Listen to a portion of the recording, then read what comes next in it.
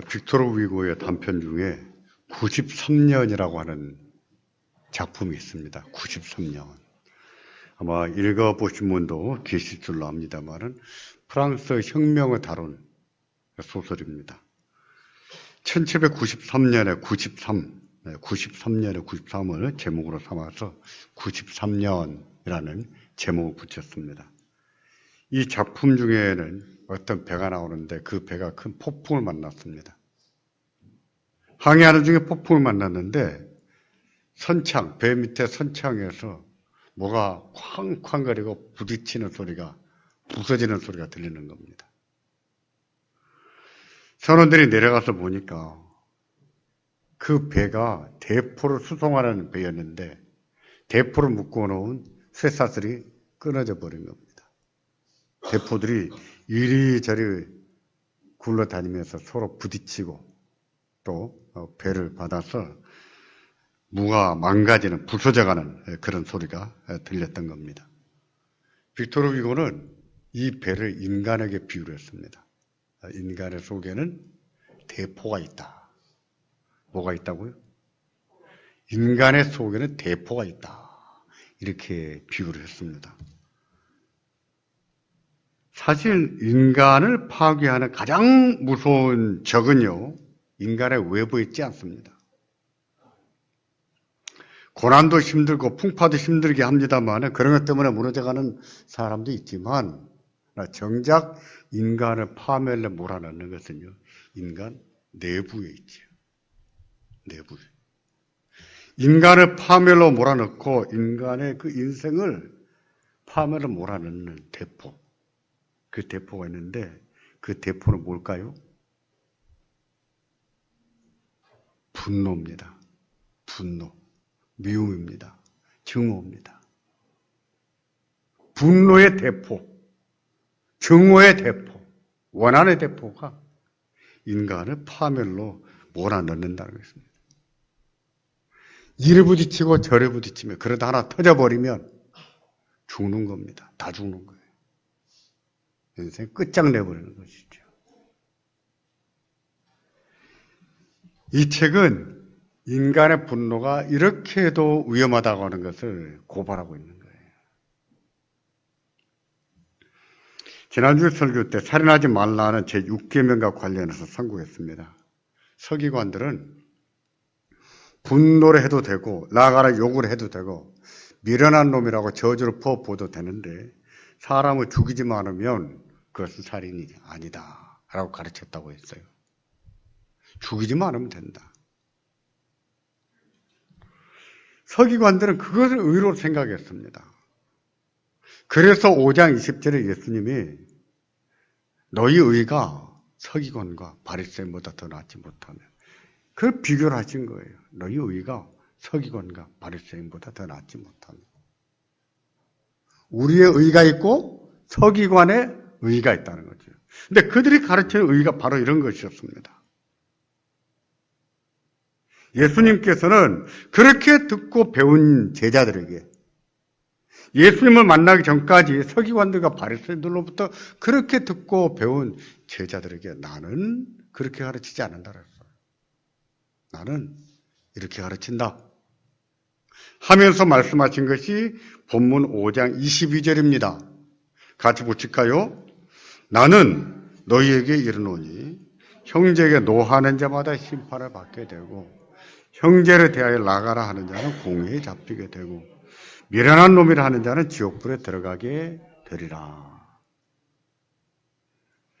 살인만 심판을 받는 것이 아니라 형제에게 노하는 자도 똑같이 심판을 받는다는 뜻입니다.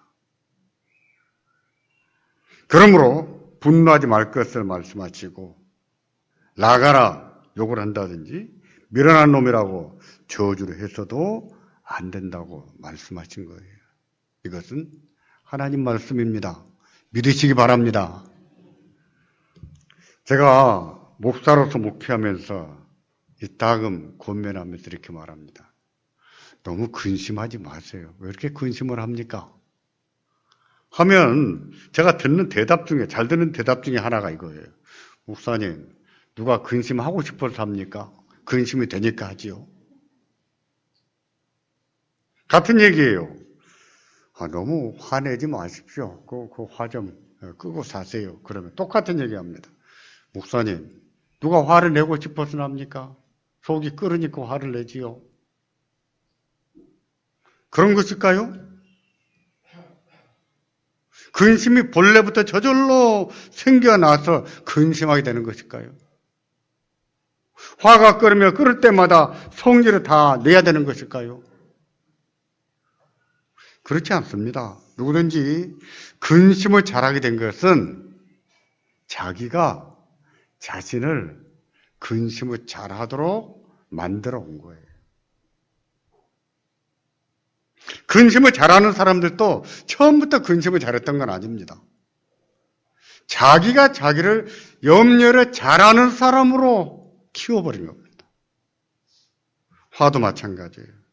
처음부터 화를 잘 냈던 것이 아니라 자기가 자기를 화를 잘 내는 사람으로 키워버린 거예요. 제가 예전에 정신과 선생님한테 물은 적이 있어요. 선생님, 뇌에서 근심케 하는 뇌물질이 나오니까 근심을 합니까? 아니면 근심을 하니까 뇌물질이 나옵니까? 답이 뭘까요? 그 선생님이 이렇게 대답했어요. 그건 모릅니다. 뭐가 문제인지 모른다는 거예요. 그 말은 뭐냐면 근심할 일이 생겨서 뇌물질이 나오기도 하고 뇌물질이 자꾸 나오다 보니까 또 근심도 하게 된다는 뜻이죠. 자기가 자기를 근심을 잘하는 사람, 화를 잘 내는 사람으로 만들어가는 거죠. 우리가 이것을 알아야 됩니다. 화는 내면 낼수록 더 잘 내게 되고요. 내면 낼수록 더 독하게 내게 됩니다. 화는 그런 거예요.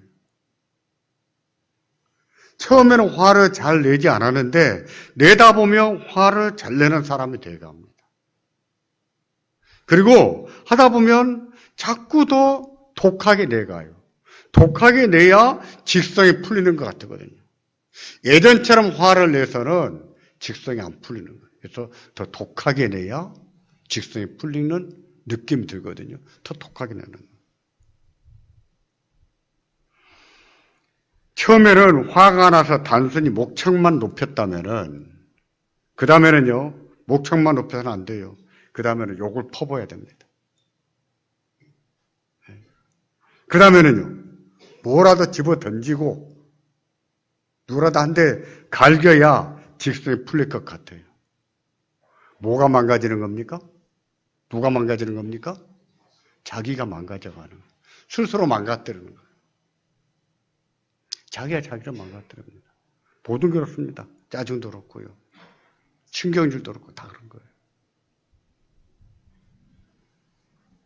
마음의 분노가 언어폭력으로, 언어폭력에서 완력으로 발전하는 것이지. 본문 5장 22절도요. 이런 사실을 반영합니다. 화를 내는 것은 분노에서 출발하지만 그 분노는 라가로 발전하고 라가는 비련한 놈으로 발전하고 있는 것을 볼 수 있어요. 라가라고 하는 말은요. 마음으로 화가 나서 화를 한번 내는 것과 이 미련한 놈, 그 말의 중간 단계 욕이라고 합니다. 중간 단계 욕. 분노와 미련한 놈의 중간 단계 욕입니다. 이 말이 사전에 보면 공허한 놈 이렇게 번역해 놨는데요.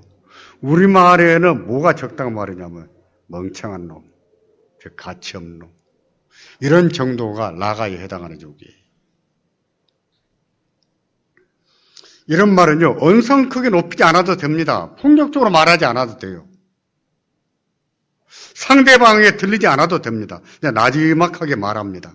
근데 경멸에 찬 눈빛으로 미련한 놈, 멍청한 놈 이렇게 말할 수 있거든요.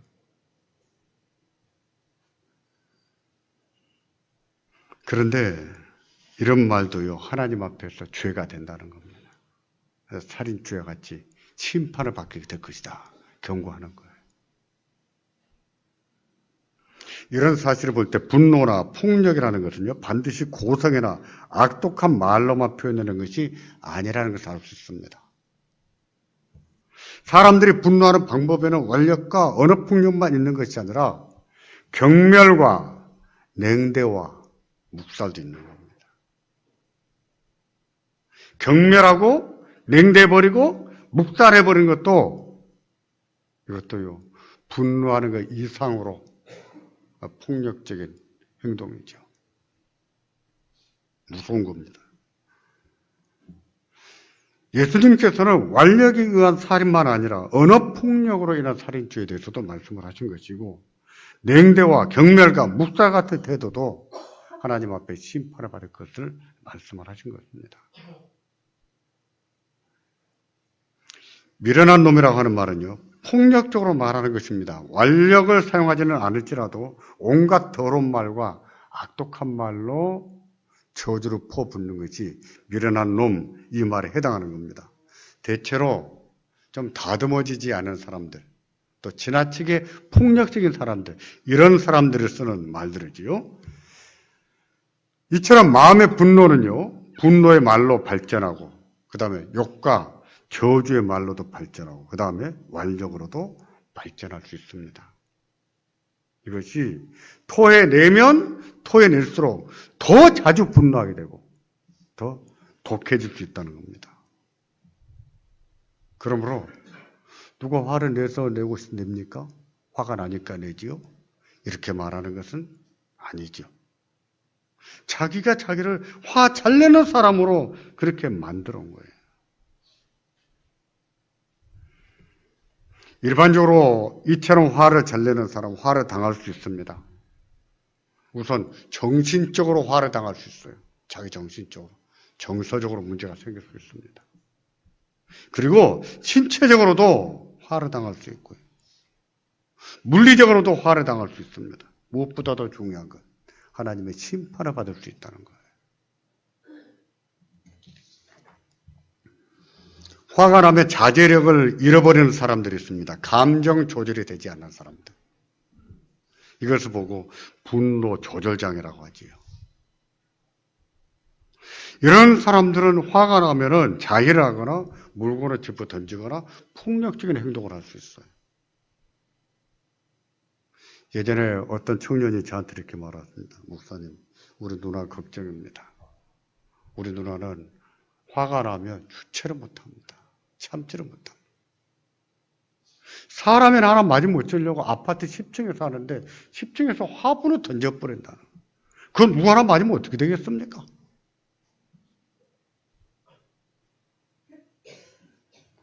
그런 부모 밑에서 크는 아이들이 건강할까요?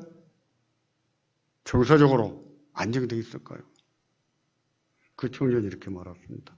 제 조카는요, 제 눈을 못 마주칩니다. 사람을 보면 항상 눈을 돌리고 피한다는 거예요. 벌써 대인 기피 현상이 생겨나는 거죠. 부모의 분노가 자녀들의 인격과 자녀들의 성격 이렇게도 망가뜨릴 수 있는 거예요. 이게 화가 아니고 뭐겠습니까? 그러므로 화가 난다고 해서 화가 나니까 화를 내지요. 이렇게 말해서는 안 되지요. 그거 위험한 겁니다. 어떻게 될까요? 분노는 죄라고 했습니다. 하나님의 심판이 있다고 했습니다. 어떻게 되겠습니까? 자꾸 마음을 다스리고 살아야 됩니다. 다스리고. 좀 화가 나도, 좀 억울해도 자꾸 마음을 다스리고 살아야 돼요. 이것이 얼마나 중요한지 잠언 16장 32절에 보면 그 마음을 다스리고 사는 것에 대해서 이처럼 강조를 하죠. 같이 보겠습니다. 노하기를 더디하는 자는 용사보다 낫고 자기 마음을 다스리는 자는 성을 빼앗는 자보다 나으니라. 평행법이에요. 같은 것을 얘기합니다. 노하기를 더디하는 자나 마음을 다스리는 자나 같은 뜻입니다. 마음을 다스리고 사는 것이 얼마나 중요한지 전쟁을 승리로 이끈 용사보다 낫다는 거예요. 성 하나 정복한 정복자보다도 훌륭하다는 거예요. 얼마나 중요합니까? 마음을 다스리고 사는 것이 이렇게 더 중요한 거예요. 저는 20대 시절에 제가 제일 좋아하고 늘 암송하고 기도할 때마다 인용했던 성경 말씀이 이겁니다. 노하기를 더디하는 자는 용사보다 낫고 자기 마음을 다스리는 자는 성을 빼앗는 자보다 나으니라. 그런 겁니다.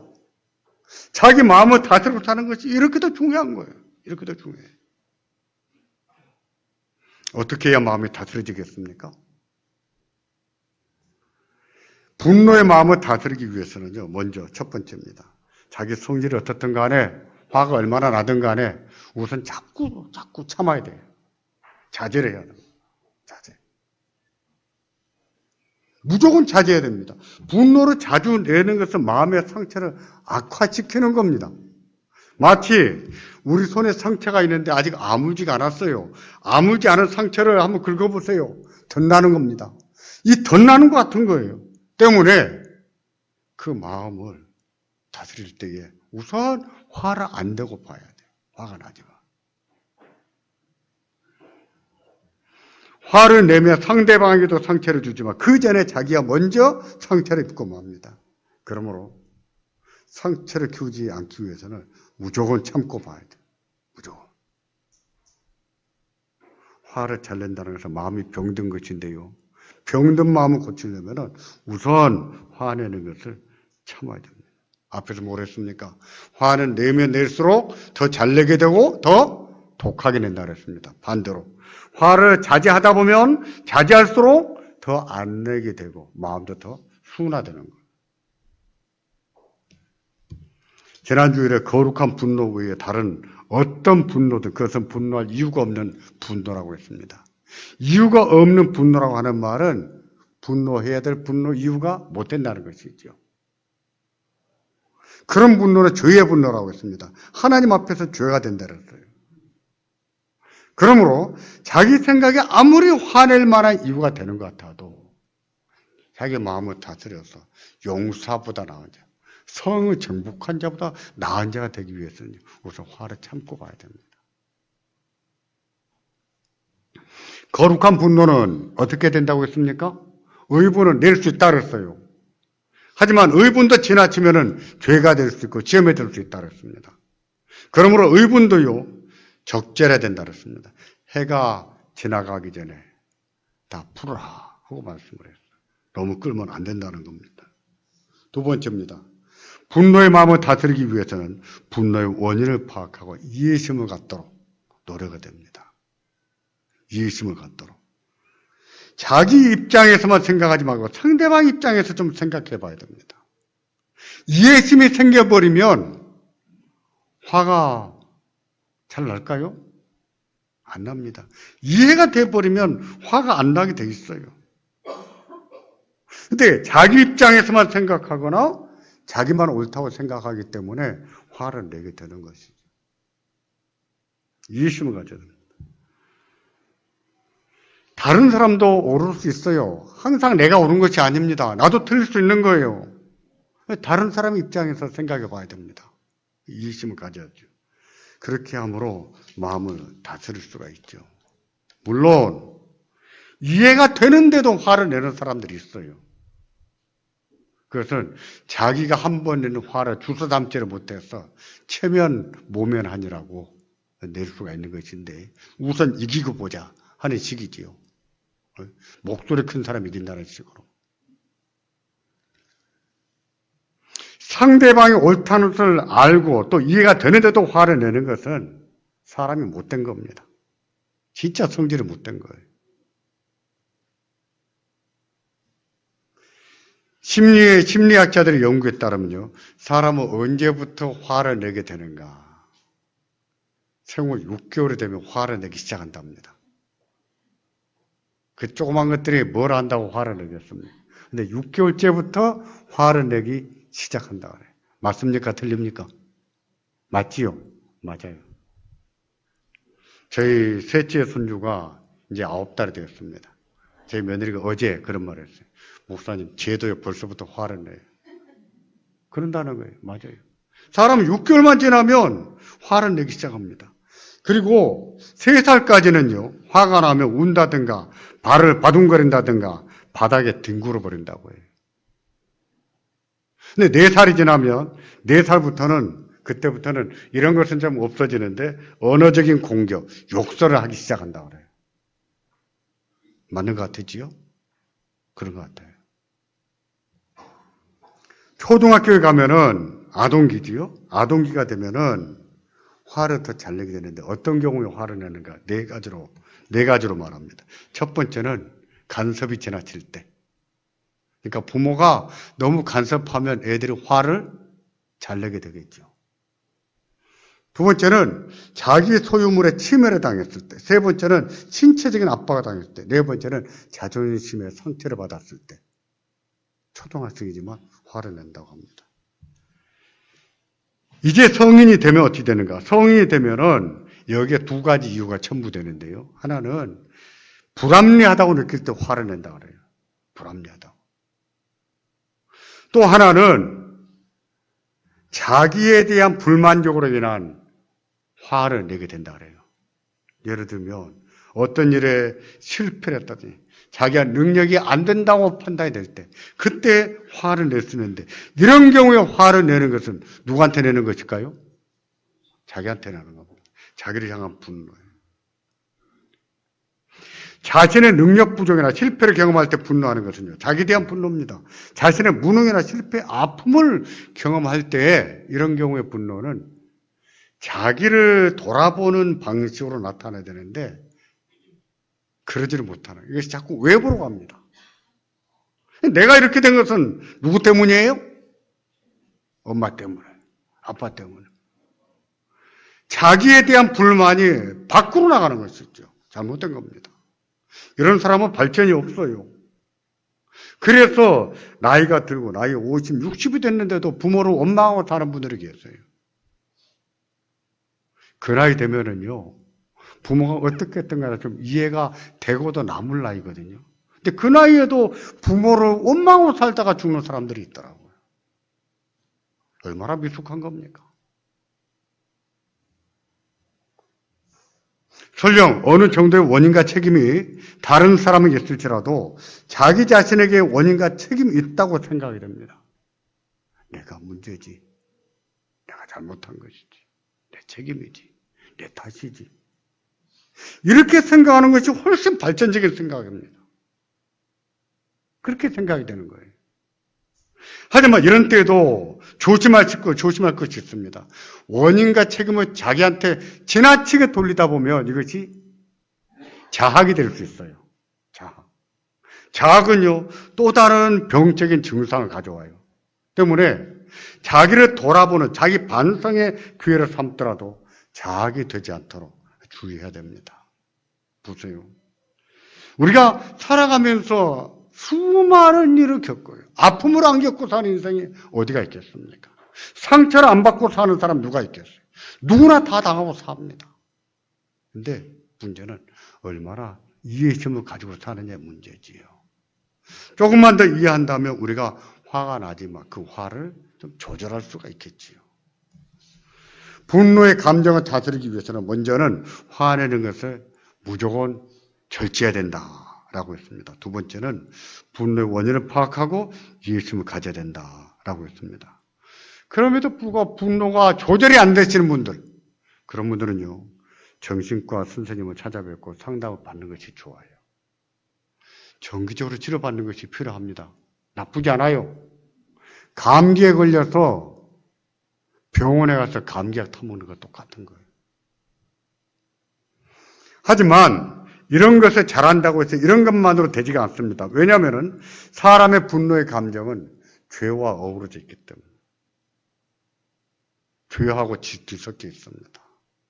그 분노하는 감정 속에는 죄가 교묘하게 뒤섞여 있는 거예요. 그렇기 때문에 세 번째로 성령 하나님의 은혜를 구하고 살아야 돼요. 성령님의 은혜. 그런 죄성으로 인해서 우리가 자꾸 파괴적으로 변해갈 수 있는데 성령 하나님은 우리들을 도우시기를, 은혜를 주시기를, 도와주시기를. 항상 은혜를 구하고 살아야 됩니다. 하나님의 그 기도를 들으십니다. 도우세요. 하나님이 도우시는데 그 분노가 끌어오르다가도 그 분노가 봄볕에 눈이 녹듯이 스르르 녹을 수 있는 거예요. 여러분은 화가 끓을 때에 무릎을 꿇어 봤습니까? 화가 날 때 무릎을 꿇고 기도해 보셨습니까? 한번 해보시기 바랍니다. 기도해 보세요. 하나님, 제가 지금 어떻게 화가 나는지 하나님 같습니다. 주님, 저를 좀 도와주세요. 저를 좀 도와주세요. 기도해 보세요. 하나님이 도우십니다. 그 기도를 들으세요. 여러분 도우시는 거예요. 이때에 하나님 우리에게 평안을 주시는데 이때 우리가 할 일이 하나 더 있습니다. 그것은 뭐냐면 다 맡기고 사는 겁니다. 맡겨야 돼. 분명히 하나님은 은혜를 주셔서 마음이 평안해졌어요. 좀 잊어질만 합니다. 그런데 다 잊어먹고 다 괜찮은 줄 알았더니 그 누군가의 목소리가 귀에 꽂히는 순간에 그 분노가 다시 확 끌어오를 수 있거든요. 나는 용서했고 나는 해결했고 나는 괜찮다고 생각했는데 근데 어떤 것을 보는 순간 듣는 순간 생각이 되는 순간에 잊어먹었던 그 분노가 다시 확 일어날 수 있다는 거예요. 여기서 필요한 것이 뭐냐면 맡기고 사는 거예요. 맡기고 산다는 것은요 잊어먹고 산다는 뜻이 아니에요. 맡기고 산다는 것은 모른 체하고 세월에 맡긴다는 뜻도 아닙니다. 맡기고 산다고 하는 것은 하나님 말씀처럼 사랑하고 산다는 뜻입니다. 사랑하고. 로마서 12장 19절을 보시겠습니까? 이렇게 말씀합니다. 내 사랑하는 자들아 너희가 친히 원수를 갚지 말고 진노하심에 맡기라. 그 원수가 너를 가슴 아프게 할지라도 내 마음을 후려판다 할지라도 하나님의 진노에 맡겨라. 네가 갚지 말고 맡겨라. 그 맡기는 것이 무엇인지 그 다음 절 20절에 이렇게 말씀하죠. 내 원수가 줄이거든 먹이고 목말라 하거든 마시오라. 그리함으로 내가 숯불을 그 머리 위에 쌓아놓으리라. 어떻게 하라고 했습니까? 원수가 목말라 하거든 먹을 것도 주고 마실 것도 주고 배고파면은 먹을 것도 주고 이렇게 하는 것이 맡기는 것이지 잊어먹는 것이 맡기는 것이 아니라는 거예요. 용서하고 사랑하고 돕고 사는 것이 맡기는 것이지 그냥 세월이 가면 잊어지겠지 이게 맡기는 것이 아니에요. 잊어지다가도 다시 일어납니다. 다시 확 일어나는 거예요. 맡기고 살 때 하나님께서 모든 교통전을 해나가십니다. 깨닫게 하시거든. 깨닫게 하시고 고쳐주실 거 하나님이 고치시는 거예요. 믿으시기 바랍니다. 하나님은 살아계신 하나님이세요. 눈에 보이지 않지만 살아계신 하나님이에요. 살아계신 하나님이 다 선악간에 다 하나님이 판결하십니다. 살다 보면 억울한 일을 당할 때가 있고요. 말도 안 되는 일을 당할 때가 있습니다. 정말 화가 날 때가 있어요. 정말 용서하고 싶지 않을 때도 있어요. 그럴 때가 있지만 마음을 다스리고 살기를 바랍니다. 마음을 다스리고 사는 자가 의롭게 사는 겁니다. 마음을 다스리고 하나님께 맡기시는 자가 하나님 주실 평안을 누리고 사는 겁니다. 그 평안이 무엇입니까? 하나님 나라가 임하는 거예요. 하나님 나라가. 하나님 나라는 먹고 마시는 것이 아니라 의와 평강과 또 한 가지 뭐라 했습니까? 희락이라 기쁨이라 했어요. 하나님 나라가 심령이 임한다는 뜻이에요. 이 하늘나라의 평강을 누리고 살고 기쁨을 누리고 사는 우리가 되기를 주의 이름으로 축원합니다. 기도하겠습니다.